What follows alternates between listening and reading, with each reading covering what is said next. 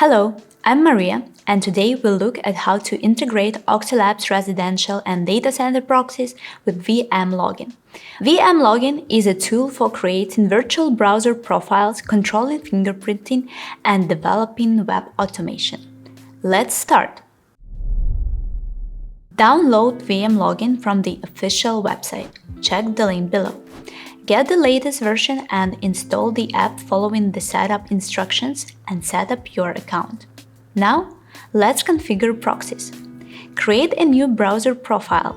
You can either click Get Random Profile or select your preferred settings.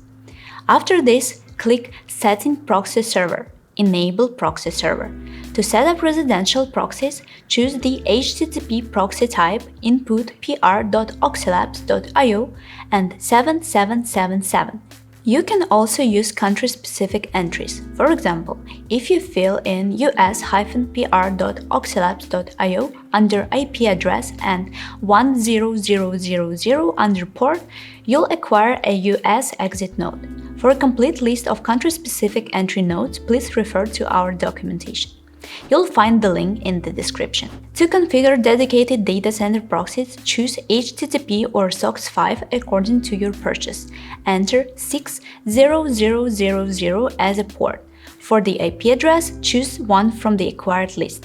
You'll see more info about proxy lists in the link below.